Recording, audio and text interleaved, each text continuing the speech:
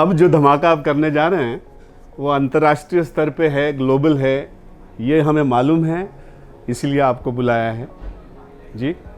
तो पहले तो जो धमाका आपने जो किया, जो अर्थ क्रांति का धमाका है, हाँ, उसके बाद जो नोटबंदी आई और सारा हुआ, तो इसके बाद इकोनॉमिकली क्या बदल आए और क्या बदल जनरली लाइफ में हुए हैं, इसका अगर आप एक वो दें। दो चीज है, अगर हम वो नोटबंदी को एक घटना समझेंगे तो उसका एनालिसिस अलग होगा, और एक प्रक्रिया की शुरुआत है तो वो डायरेक्शन अलग होगा। कोई भी चीज का ऑडिट कब होता है? जब प्रोसेस खत्म हो जाती है। नोटबंदी से ये सबसे बड़ा ये है, लोगों में कंफ्यूजन है, वो उसको घटना बोल के ही देखते हैं, इसलिए उसका वो पोस्टमार्टम करने लगते हैं। एक्चुअली एक नए प्रक्रिया की शुरुआत है नोटबंदी। ये नोटबंदी ने इकोनॉमिक्स की डायरेक्शन बदली है, उसको रोका नहीं है। जो कैश इकोनॉमी थी वहां से उन्होंने डिजिटल इकोनॉमी की तरफ उसको मोड़ा है। नोटबंदी इसलिए थी, वो प्रक्रिया चल रही है अभी आप उसका एनालिसिस करेंगे कि वो क्या थी, सही थी, गलत थी, क्या मिला क्या नहीं मिला। आज हम देख रहे हैं कि आप छोटे छोटे दुकानों के हाथ में भी अभी क्यूआर कोड आ गया है। अभी डिजिटल इकोनॉमी का एक्सपेंशन इतना हो गया है कि वेस्टर्न कंट्रीज भी बोल रहे हैं कि भारत बहुत आगे निकल गया। ये क्या थी? भारत की तो आर्थिक क्षमता और ताकत पहले से उतनी थी ही, लेकिन वो कैश इकोनॉमी में वो जा रही थी ना, वो समझ में नहीं आ रहा था कि भारत की ताकत क्या है। जब उन्होंने इकोनॉमी को, ये कैश इकोनॉमी को डिजिटल इकोनॉमी की तरफ मोड़ दिया, यानी ये नोटबंदी में क्या किया, तो कैश इकोनॉमी को कंट्रोल करने की ये थी वो। और उसका एक पॉलिटिकल, आप इसका एक एनालिसिस करेंगे तो दो चीज आपको इसके समझ में आएगी। इसका ऑडिट जब होगा, पब्लिक ऑडिट जिसको इलेक्शन बोलते हैं, इलेक्शन यानी पब्लिक ऑडिट होता है कि लोगों को वो क्या लगा।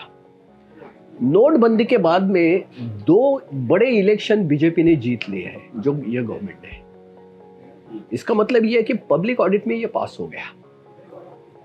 और दूसरा ये है कि आज किसी भी युवा को आप अगर पूछेंगे, किसी भी युवा जो आज जो डिजिटल वर्ल्ड के साथ आज वो फैमिलियर हो गया और वो उसी युग में जी रहा है, कि आपको फिर वो 2016 साल हम फिर वापस देंगे और आपके सामने दो चॉइस रखेंगे, ये कैश इकोनॉमी और डिजिटल इकोनॉमी, तो आप क्या प्रिफर करेंगे? तो कोई भी युवा बोलेगा कि मुझे डिजिटल इकोनॉमी चाहिए, क्योंकि वही उसका भविष्य है।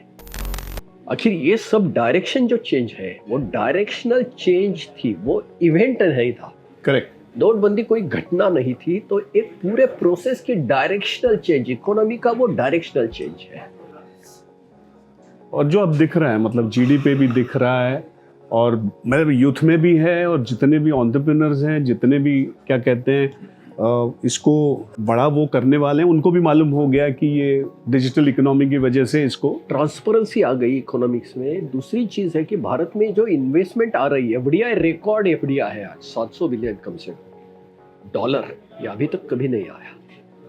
लोगों के पास, बाहर के लोगों को भी कॉन्फिडेंस आ गया कि ये देश की डेमोक्रेसी फंक्शनिंग है, कोई इतना बोल्ड डिसीजन ले सकता है।